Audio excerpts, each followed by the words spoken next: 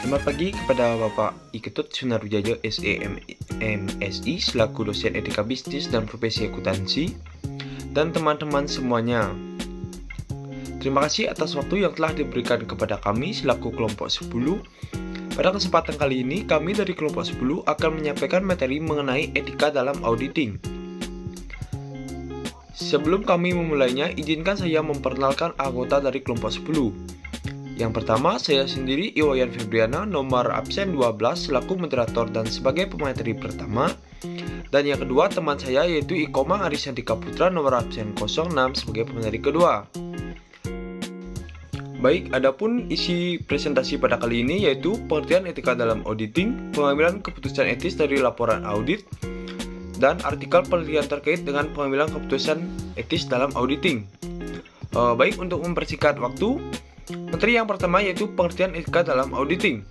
Etika dalam auditing adalah suatu proses yang sistematis untuk memperoleh serta mengevaluasi bukti secara objektif mengenai asersi kegiatan ekonomi dengan tujuan menetapkan derajat kesesuaian antara asersi tersebut serta penyampaian hasilnya kepada pihak-pihak yang berkepentingan. Selanjutnya yaitu dalam The Auditing Practice Complaint yang merupakan cikal bakal dari Auditing Practice Board di tahun 1980 memberikan ringkasan atau summary tanggung jawab auditor. Yang pertama yaitu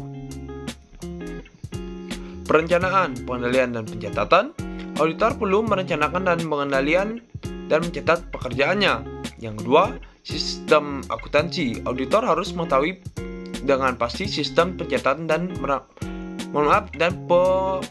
prosesan transaksi dan menilai kecukupannya sebagai dasar penyusunan laporan keuangan. Baik, yang selanjutnya yaitu kepercayaan publik. Kepercayaan masyarakat umum sebagai pengguna jasa audit atas keindependensian sangat penting bagi perkembangan profesi akuntan publik. Kepercayaan masyarakat akan menurun jika terdapat bukti bahwa independensi auditor ternyata berkurang. Bahkan, kepercayaan masyarakat juga bisa menurun disebabkan oleh keadaan mereka yang berpikiran sehat atau reasonable, dianggap dapat mempengaruhi sikap independensi tersebut. Untuk menjadi independen, auditor harus secara intelektual jujur, bebas dari setiap kewajiban terhadap kliennya, dan tidak mempunyai suatu kepentingan dengan kliennya, baik merupakan manajemen perusahaan atau perusahaan. Selanjutnya, tanggung jawab auditor pada publik. Profesi akuntan memegang peranan yang penting di masyarakat, sehingga menimbulkan ketergantungan dalam hal tanggung jawab akuntan terhadap kepentingan publik. Dalam kode etik diungkapkan, akuntan tidak hanya memiliki tanggung jawab terhadap klien yang membayarnya saja, akan tetapi memiliki tanggung jawab juga terhadap publik. Kepentingan publik adalah kepentingan masyarakat dan institusi yang dilayani secara keseluruhan. Publik akan mengharapkan akuntan untuk memenuhi tanggung jawabnya dengan sebaik-baiknya serta sesuai dengan kode etik profesional AKDA. Selanjutnya, tanggung jawab dasar auditor. Auditor adalah seorang yang memiliki kualifikasi tertentu dalam melakukan audit atas laporan keuangan dengan kegiatan suatu perusahaan atau organisasi. Tanggung jawab dasar seorang auditor adalah sebagai berikut. Yang pertama, perencanaan, penilaian, dan pencatatan. Auditor perlu merencanakan, mengendalikan, dan mencatat pekerjaannya. Yang kedua, sistem akuntansi. Auditor harus mengetahui dengan pasti sistem pencatatan dan pemrosesan transaksi dan menilai secukupnya sebagai dasar penyusunan laporan keuangan. Yang ketiga, bukti audit. Auditor akan memperoleh bukti audit yang relevan dan reliable untuk memberikan kesimpulan rasional. Selanjutnya yaitu independensi auditor. Independensi adalah keadaan bebas dari pengaruh, tidak dikendalikan oleh pihak lain, tidak tergantung pada orang lain. Independensi juga berarti adanya kejujuran dalam diri dalam mempertimbangkan fakta dan adanya pertimbangan yang objektif, tidak memihak dalam diri auditor dalam menyatakan hasil pendapatnya. Sikap mental independen sama pentingnya dengan keahlian dalam bidang praktek, akuntansi, dan prosedur audit yang harus dimiliki setiap auditor. Dalam SPAP, auditor diharuskan bersikap independen, artinya tidak mudah dipengaruhi karena ia melaksanakan pekerjaannya untuk kepentingan umum. Dibedakan dalam hal ia berpraktik sebagai auditor intern. Nah, sekian dari saya. Untuk materi selanjutnya, saya serahkan kepada rekan saya. Kepada rekan, dipersilakan. Baik, terima kasih atas waktu yang diberikan kepada moderator. Di sini saya akan menjelaskan pengambilan keputusan etis dari laporan audit. seorang akuntan dalam hal pengambilan keputusan, maka seorang auditor dapat memberikan opini dalam mengaudit suatu perusahaan, mengambil keputusan dalam proses pemilihan satu alternatif, cara bertindak dengan metode yang efisien yang sesuai dengan situasi. Berdasarkan definisi ini jelas terlihat bahwa sebelum keputusan itu ditetapkan, diperlukan pertimbangan yang menyeluruh tentang kemungkinan konsekuensi yang bisa timbul, sebab mungkin saja keputusan yang diambil hanya memuaskan satu kelompok saja atau sebagian orang saja. Tetapi jika memperhatikan konsekuensinya dari suatu keputusan, hampir dapat dikatakan bahwa tidak akan ada satupun keputusan yang akan dapat menyenangkan setiap orang. Seorang auditor dalam pengambilan keputusan untuk memberikan opininya pasti menggunakan lebih dari satu pertimbangan rasional yang didasarkan atas pelaksanaan etika yang berlaku yang dipahaminya dan membuat keputusan yang adil, dan tindakan yang diambil itu dapat mencerminkan kebenaran atau keadaan yang sebenarnya yang sesuai dengan pendekatan standar moral. Setiap pertimbangan rasional ini mewakili keputusan akan suatu pertimbangan yang diharapkan dapat mengungkapkan kebenaran keputusan etika yang telah dibuat. Selain itu, auditor harus dapat mengkomunikasikan hasil pekerjaan auditnya kepada pihak-pihak yang berkepentingan. Komunikasi tersebut merupakan puncak dari proses atestasi dan mekanisme adalah melalui laporan audit.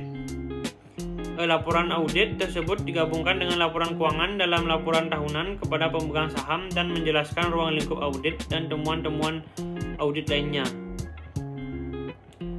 Temuan tersebut diekspresikan dalam bentuk pendapat atau opinion mengenai kewajaran laporan keuangan yang telah disusun oleh manajemen, yang artinya apakah posisi keuangan, hasil usaha, perubahan ekuitas, dan arus kas telah disajikan secara wajar.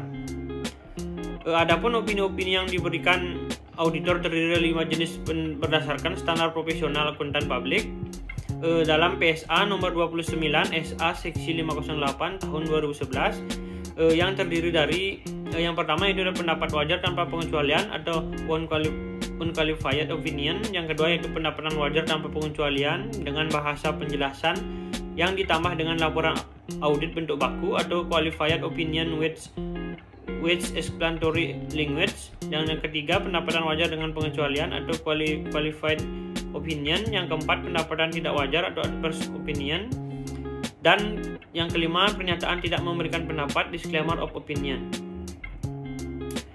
Keputusan auditor dilakukan melalui bentuk pendapat atau opini mengenai kewajaran laporan keuangan.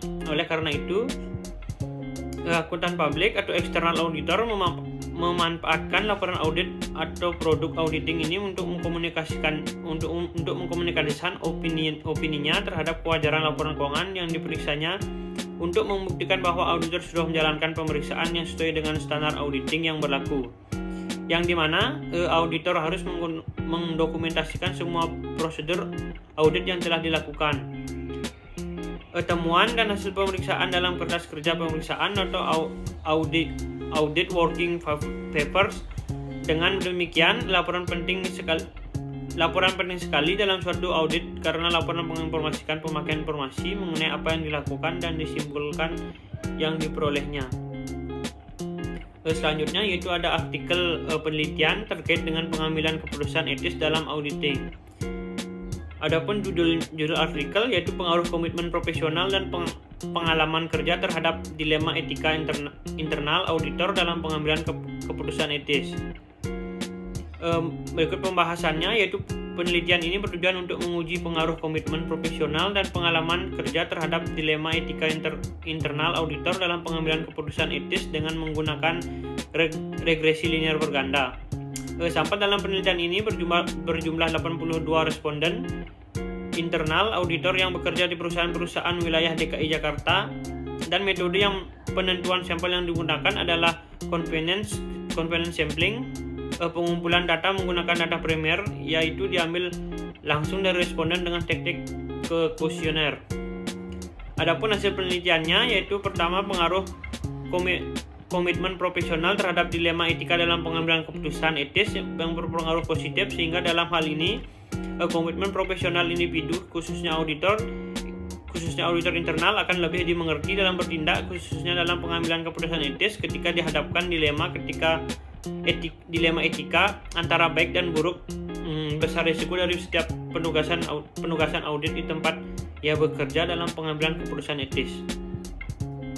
Dan yang kedua yaitu ada pengaruh pengalaman kerja terhadap dilema dalam pengambilan keputusan etis berpengaruh positif sehingga dapat diulas bahwa pengalaman auditor internal menjadi suatu pengaruh yang signifikan terhadap pengambilan keputusan etis, bahwa ketika dihadapkan suatu kasus yang membuat auditor internal tersebut mengalami dilema etika. Baik, sekian pemaparan materi dari saya. Waktu dan tempat saya kembalikan pada moderator. Sekian penyampaian materi dari kelompok 10. Dan kalau ada teman-teman yang ingin bertanya, bisa langsung menyampaikan pertanyaan di kolom komentar pada YouTube. Dan akhir kata, saya ucapkan terima kasih atas perhatiannya karena sudah menonton video ini. Dan jangan lupa like and subscribe YouTube ini. Terima kasih.